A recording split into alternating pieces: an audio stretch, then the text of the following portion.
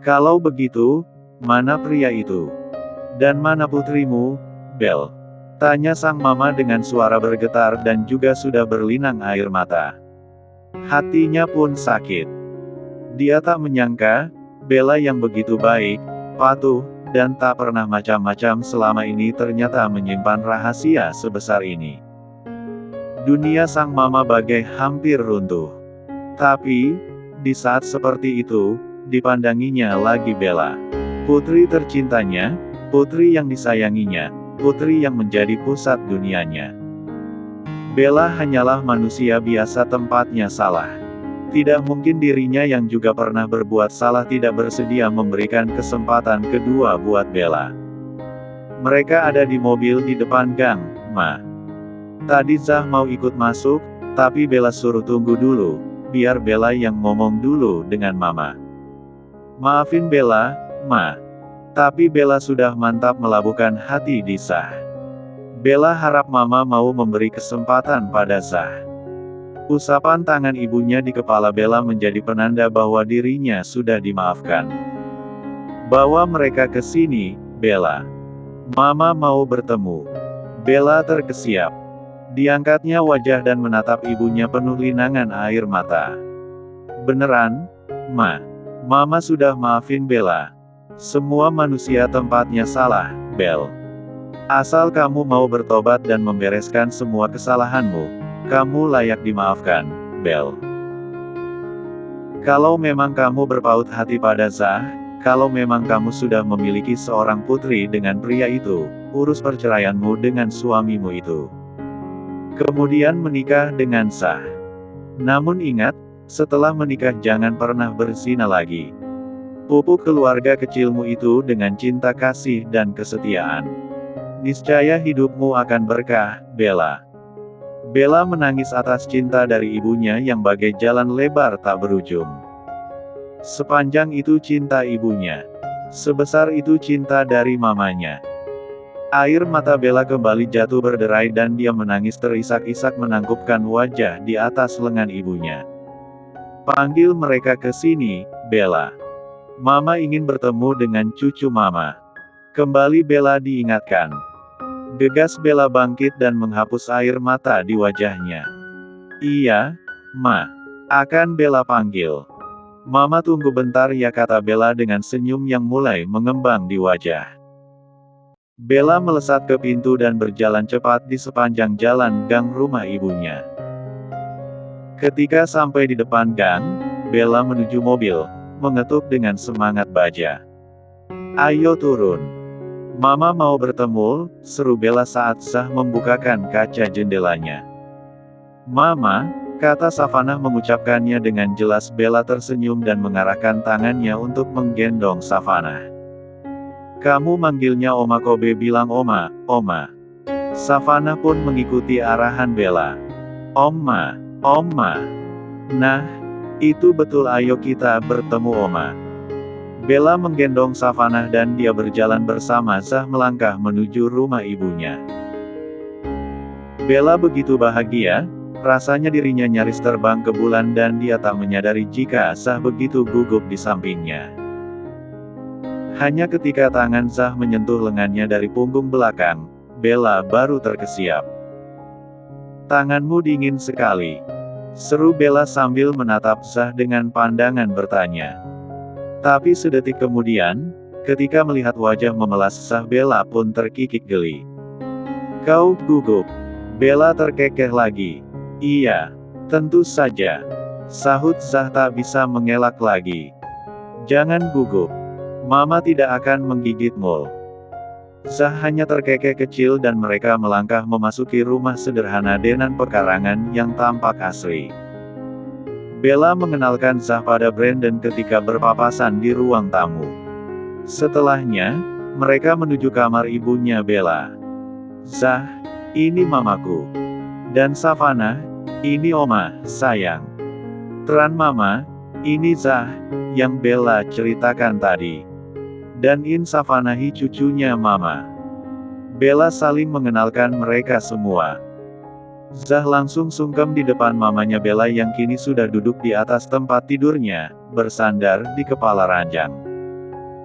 Perkenalan singkat yang diiringi dengan permintaan maaf membuat Zah pun mendapatkan respek dari sang mama.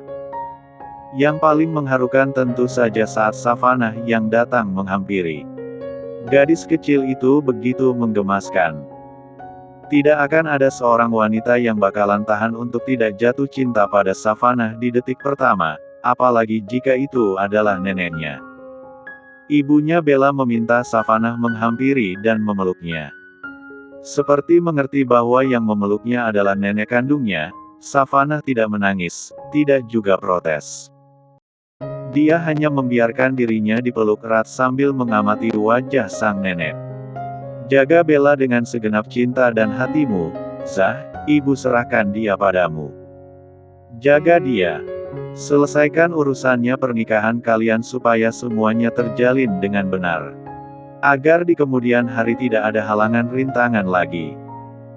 Zah mengangguk dan menciumi lagi tangan ibu Bella sebagai tanda akan janjinya pada wanita itu.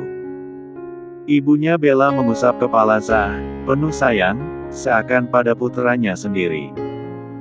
Beberapa saat kemudian, Zah pun tiba-tiba berlutut di hadapan ibunya Bella.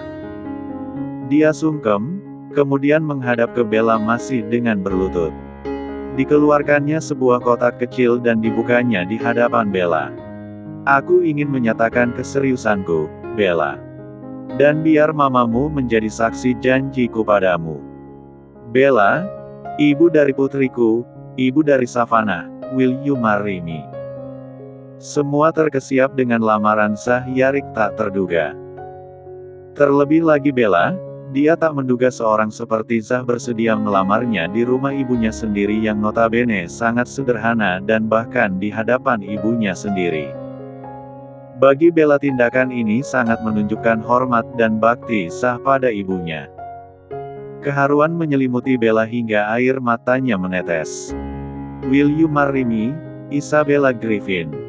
Ulang Zah akan pertanyaannya. Bella pun mengangguk dengan senyum penuh haru. Tentu, Zah. Aku mau. Aku mau. Bella mengangsurkan tangannya dengan jari jemari lentik di hadapannya. Zah mengambil cincin bertahta berlian di tengahnya dan menyematkannya di jari manis Bella. Dikecupnya jari itu sebelum Zah bangkit dari berlututnya. Dibawanya Bella ke dalam pelukannya. Rims, honey, bisiknya lirih. Bella mengangguk dan menikmati dekapan Zah dengan Brandon, ibunya, serta Mbak Ayu sebagai saksi dari kemesraan mereka. Dan tentu saja, Savanah yang pada akhirnya mendekat dan juga minta untuk dipeluk. Sore itu, mereka menghabiskan waktu bersama dengan berbincang panjang lebar. Bella memesan makan malam mereka dan mereka makan bersama-sama. Savanah beberapa kali disuapin ibunya Bella dan gadis kecil itu membalasnya dengan menyentuhkan tangan mungilnya ke wajah sang nenek. Wanita tua itu terharu dan berkali-kali harus mengusap sudut matanya melihat tingkah cucunya itu. Di dalam hatinya, dia menyadari sekalipun keberadaan Savanah terjadi karena kesalahan dari Bella dan Zah, tapi gadis kecil itu merupakan hadiah terindah dalam hidupnya. Hadiah yang mungkin saja beruntung untuk dia rasakan, dia nikmati, di sisa hidupnya yang bergelanyut penyakit. Tidak bisa dia tidak jatuh cinta pada Savanah. Dah, Oma, seru Savanah sambil melambaikan tangannya dengan penuh semangat saat mereka bertiga berpamitan pulang. Malam telah menjemput dan kini saatnya mereka berpisah. Rasanya begitu berat. Setelah beberapa jam merasakan ramainya rumah ini, hati siapa yang siap untuk kembali berpisah dan berteman dengan sepi? Dah, Savanah. Besok-besok mampir lagi, iya. Nanti Uncel ajak jalan-jalan, kata Brandon sambil melambaikan juga tangannya pada keluarga kecil Bella. Gadis kecil itu terkikik senang dan ketika berjalan menuju mobil, langkah kaki Savanah bagai melompat-lompat riang dengan Bella dan Zah mengapit langkahnya di sebelah kanan dan kiri. Bella menatap Zah penuh ucapan terima kasih dari sorot matanya. Thanks, Zah, ucapnya penuh haru. Aku yang berterima kasih padamu, Bella. Kamu mau memberiku kesempatan. Ibumu pun memberiku kesempatan. Zah memeluk Bella sebelum membukakan pintu mobil pada wanita itu. Mereka masuk dan mobil pun dinyalakan. Bella mulai menidurkan Savannah dalam gendongannya. Dalam sekejap gadis kecil itu tertidur nyenyak. Mobil berlalu cepat hingga tiba di penthouse. Zah mengajak Bella masuk dan menyuruh Bella membaringkan Savannah di tempat tidurnya. Setelah itu, dia pun menarik lagi tangan Bella. Ayo, aku ingin mengajakmu ke suatu tempat. Suatu tempat? Kemana? Tanya Bella lagi dengan keheranan. Tatapan Zah terarah penuh makna dan pria itu mengerling padanya. Ikut saja. Karnu mau ajak kemana, Zah? Tanya Bella setelah mobil melewati jalanan yang ramai dan berhenti di salah satu restoran di pusat kota. Ikut saja, kata Zah sembari menggandeng tangan Bella dan menuntunnya memasuki sebuah hotel bintang 5 di sana. Melewati resto hotel, Bella melihat banyaknya tamu di sana, hampir semua meja ada yang menempati. Tapi Zah terus saja mengajak Bella menuju lift dan menekan angka paling atas di sana. Ketika tiba dan pintu lift membuka, rooftop itu sudah ditata sedemikian rupa sehingga penuh dengan meja-meja makan, kursi-kursi yang bervariatif, serta tanaman hias juga lampu-lampu kecil yang berwarna-warni sehingga tempat itu terlihat indah terutama di malam hari seperti ini. Dan ketika Bella melangkahkan kaki ke sana, para tamu di sana sudah berteriak sambil melebarkan spanduk bertuliskan, Zah dan Bella. Congratulations! Seru mereka sambil melemparkan bunga-bunga berwarna-warni yang beraroma harum ke arah Bella dan Zah. Seketika itu juga band yang ada di sana melantunkan musik jazz yang begitu enak didengar. Bella terbengong-bengong menatapi tamu-tamu yang ada di sana. Mereka semua staf WF Bank. Beberapa bahkan membawa keluarga mereka ikut memeriahkan malam pergantian tahun, bisik Zah di telinga Bella. Barulah Bella pun tersenyum. Oh, begitu. Selamat, Pak Zah. Diterimakan lamarannya. Salah satu pria bertanya sambil menyalarni dengan sopan. Diterima dong. Terima kasih, Billy. Yeah. Selamat, Pak, Bu. Pria bernama Billy menyalami Bella juga kemudian disusul dengan staf-staf lainnya. Bella terharu dengan semua itu. Setelah hampir semua menyalami mereka, Zah membawa Bella ke sebuah meja di dekat pagar kaca yang menjadi pembatas rooftop itu. Di sana ada 3 pria lain yang duduk sambil menyesap minuman dan beberapa makanan ringan. Satu di antaranya adalah wanita. Hei, ini dia calon pengantin nih. Selamat, Zah. Selamat. 3 pria itu semua berbadan tegap dan tinggi. Mereka menyalami Zah dan Bella dengan penuh bahagia dan semangat. Zah pun mengenalkan Bella pada 3 temannya itu dan giliran Zah mengenalkan mereka bertiga pada Bella. Ini Alfonso, Derek, serta Hugo. Dan ini istrinya Hugo, Hannah. Zah memperkenalkan mereka semua. Mereka, teman-temanku dan semua merupakan presidir perusahaan keluarga mereka. Bella mengangguk dan menyalami mereka. Ayo duduk di sini. Zah membawa Bella duduk di paling ujung. Kau tidak pernah mengenalkanku sebelumnya pada mereka. Iya. Kesibukan membuat kami jarang berkumpul. Terutama Hugo yang sudah berkeluarga. Mereka kemudian bercakap-cakap ringan dengan suasana riuh di sekeliling mereka karena canda tawa para staf. Serta musik yang mengalun ringan. Beberapa staf mulai berjoget dan berdansa penuh canda hingga 1 menit menuju pergantian tahun. Tiba-tiba di tower tinggi di seberang hotel muncul angka 60. Dan tak lama kemudian angka itu mulai berkurang satu demi satu. Hingga tinggal 10 hitungan, para staf WF Bank mulai ikut menghitung mundur dari langit yang tepat ada di atas mereka muncul kembang api bermacam warna. Di saat itu juga, Suara para tamu di sana mulai terdengar mengikuti hitungan mundur Arika yang tertera. Ketika tiba di angka 1, semua berteriak, "Happy New Year!" Langit berubah menjadi penuh warna-warni yang begitu cantik. Juga tampak percikan kembang api yang bertuliskan Happy New Year. Band bermain dengan penuh semangat dan pernak komik warna-warni pun berhamburan memenuhi udara di atas kepala mereka. Tanpa diduga Bella, saat itu juga Zah meraih pinggangnya dan mengajaknya berdansa. Bella terkikik malu. "Aku tidak bisa dansa." "Tidak apa-apa, Belle. Ini dansa pelan saja." "Ih, tetap saja kau membuatku malu." Zah tertawa geli sambil menyapukan ujung hidungnya di sepanjang tulang pipi Bella. "Kau menggemaskan saat malu. Awas ya. Nanti ku makan." Seru Bella membuat Zah yang kini terkekeh senang. "Aku siap, kapanpun untuk kau makan," sahut Zah lagi. Bella tertawa lagi. Dia begitu bahagia.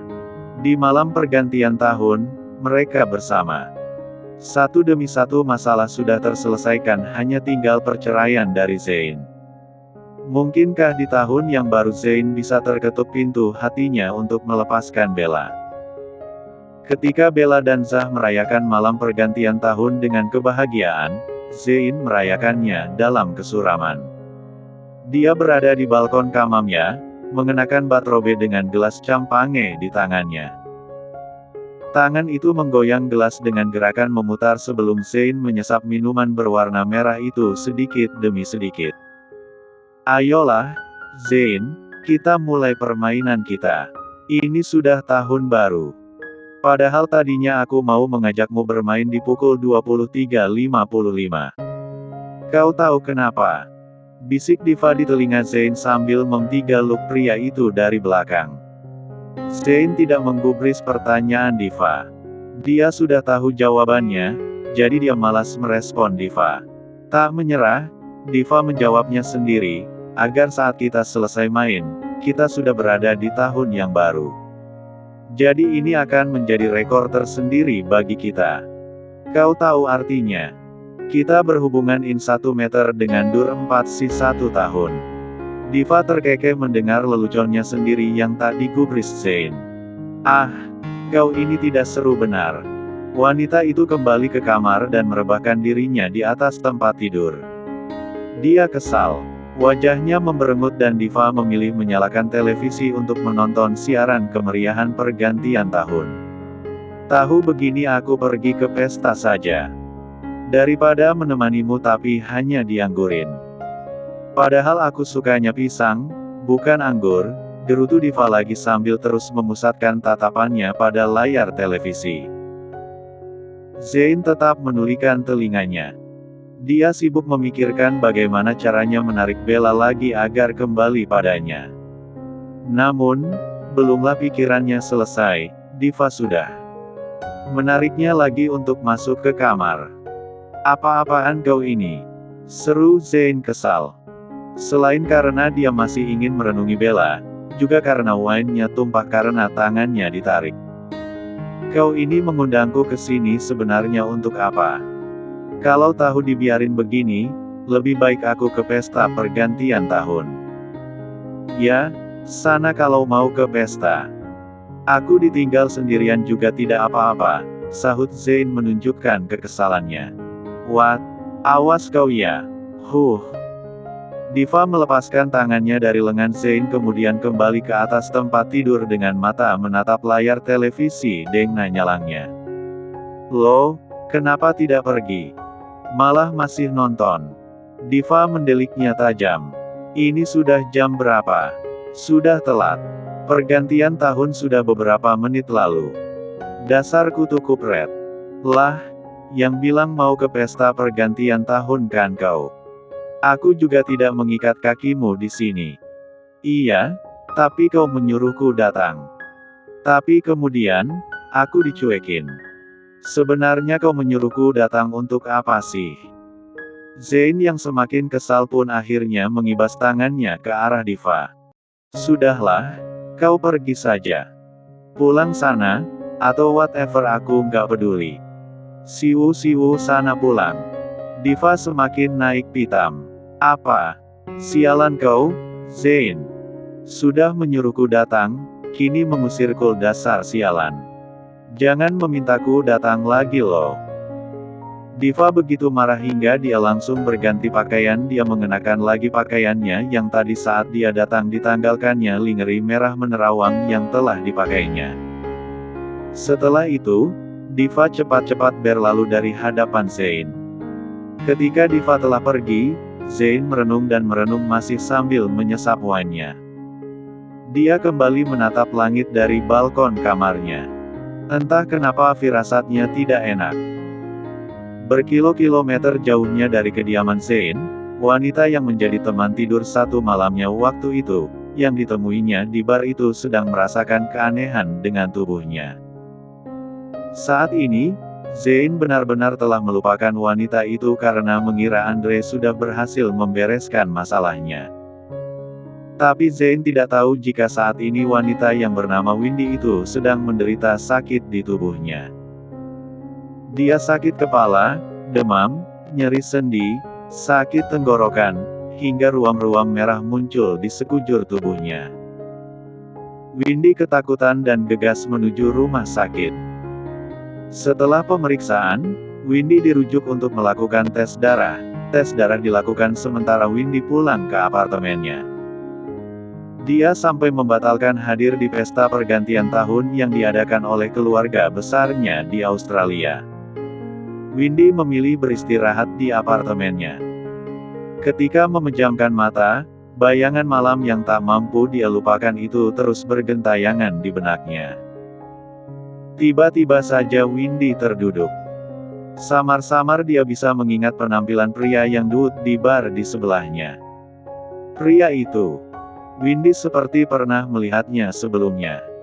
Pria itu terlihat familiar. Siapa pria itu? Pria yang telah menghabiskan satu malam bersamanya beberapa minggu lalu. Selama ini, Windy mencoba melupakan malam terkutuk itu karena dia berpikiran itu semua juga karena salahnya sendiri. Dia yang kecewa atas pengkhianatan Nelson malah memilih bar sebagai pelampiasan sakit hatinya. Dan akhirnya mabuk membuat Windy berakhir di balik selimut yang sama dengan pria asing. Wanita berusia 24 tahun itu berusaha melupakan semua itu. Dia sudah berhasil melupakannya. Sampai pada hari ini di mana dia merasakan perubahan tubuhnya selama 3 hari terakhir ini. Awalnya Windy hanya meminum obat-obatan yang dijual bebas. Hingga munculnya ruam di kulit tubuhnya, Windy terkejut dan memutuskan berobat ke dokter. Kini dia diminta tes darah. Tebakan terbaik Windy adalah dia terkena demam berdarah. Namun, Windy merasa gejala demam berdarah pun tidak seperti ini. Dan saat dia berpikir entah kenapa ingatannya tertuju pada pria yang menghabiskan satu malam dengannya itu. Oh, entahlah. Windy sudah mengecek dirinya dengan tes pack tapi berakhir negatif. Lalu, kenapa tubuhnya masih seperti orang sakit seperti ini? Semoga saja ini tidak ada hubungannya dengan pria itu.